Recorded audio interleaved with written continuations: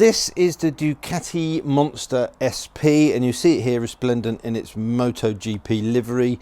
This bike will cost you £13,995, but you get a bike crammed full of top level equipment and tech. So let's delve into it a little bit deeper. This is the first Monster that I've ridden actually for quite some time, and when this current iteration was launched with the lack of the trellis frame, a lot of Ducati purists threw their hands up in the air crying it's not a real monster. But of course it is a progression, and I personally love the look of this bike. That lack of trellis frame doesn't bother me one bit. At the heart of it is the 937cc Testastretta motor, which in this guise puts out 111 horsepower at a peak of 9,250 RPM and 93 Newton meters of torque at 6,500 RPM. The engine is an absolute beaut. Now, I love this 937 Testastretta. I really liked it in this. I think it's a perfect engine for the Multistrada V2. Obviously, there's lots of different tunings for each of those individual bikes. And on this bike, it's set up to be a little bit more aggressive. That's the thing that I found with this one. I jumped on it straight away. It's a bit like taking an angry dog for a walk. It's kind of pulling on the lead all of the time, wanting you to just let it go and do its thing. The clutch is a little bit snatchy, and so too is that throttle, even in road mode. And around town, the way this engine has been tuned, it is a little bit lumpy is the best way I can describe it. It's not horrible. You don't sort of risk stalling it. It's not unrideable, but it certainly wants you to open that throttle up and get moving pretty quickly. That's not to say you can't use it around town. It is perfectly fine. You have no real issues with it, but this is a bike that really wants to get out into the twisty stuff and stretch its legs. One of the great things about this bike is its weight. It comes in at 177 kilos wet, and with 111 horsepower at your right hand, this does make for a very lively ride. Handling is superb. The Öhlins suspension is fantastic, fully adjustable, nice and plush, and you've got lots to play with. I softened it off a little bit because the roads around me that I've been riding on are a little bit lumpy and bumpy, and I just wanted to ease that off a little bit. The Pirelli Diablo Rosso 4 tyres are superb, really nice and sticky on dry tarmac. A little bit more interesting in the wet, you just have to be a little bit more careful, but the grip from these is phenomenal, and they're a tyre that's very well suited to this bike. The braking is fantastic too, with radially mounted Brembo Stylema monoblock 4-piston calipers. The power in these brakes is immense, and so is the feel, and the cornering at ABS works really well. Seat heights are very manageable, 840 millimeters. There is a low seat height option which takes it down to 810, or a high seat option which goes up 10 mil to 850.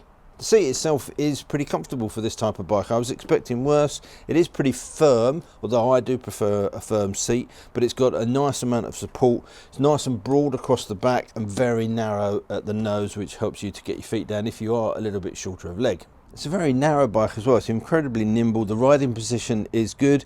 You are canted forward that little bit with a little bit more weight on your wrists, but it's not as aggressive obviously as a sports bike, but it does put you in that position where you can hunch over the bars and really get stuck in. The componentry on this bike is fantastic as well, and the level of fit and finish is, as you'd expect from Ducati, superb. There's only one accessory on this bike that you wouldn't get on the standard Monster SP, and that is this lever guard. Outside of that, everything you see on this bike comes in at that price of $13,995. The fly screen looks great. I don't know how much aerodynamic assistance it does in terms of moving wind away from the rider, but it's certainly a nice way to cover up that dash. It's just the simple things, the mirrors, the levers, everything is just so nicely machined and put together. I love these little side indicators built into the bodywork. It's got a very aggressive look without going over the top and being too sharp and too angular. I think Ducati have absolutely nailed it with the styling on this. If it was my bike, the only thing I'd probably look to do would be to put a tail tidy on just to neaten that up at the back there. Outside of that, you wouldn't need to touch it. It is absolutely fantastic. Not only do the Termignoni exhausts look fantastic, they sound incredible too.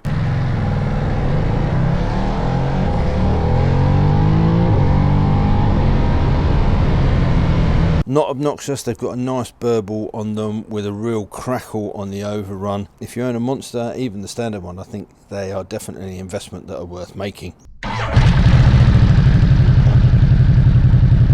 quick shifter has been sublime, both up and down, no problems with that at all, other than occasionally it is quite tricky to find neutral. As I mentioned before, there's a suite of electronics all controlled through this beautifully clear and bright 4.3 inch TFT screen. As standard, there's riding modes, power modes, cooling ABS, traction control, wheelie control, you'll need that, and a power launch, but none of it I found to be intrusive. You can also add heated grips as an option, as well as the Ducati multimedia system. So in conclusion, it is a fantastic bike. It's light, it's nimble, it's fast, it's got loads of kit on it, it looks fantastic, and it's definitely a bike you would turn around to look back at when you walk away from it. And despite the naysayers that don't really like the new Monsters with the lack of the trellis frame, for me, I think this is just a big progression on from those old bikes, and it really is a lovely piece of kit. If you've got any questions about this bike, then let me know in the comment section down below and I'll get back to you as soon as I can. And all that leaves me to say is until next time, thanks for watching, take care, ride safe, and I'll see you soon. Bye.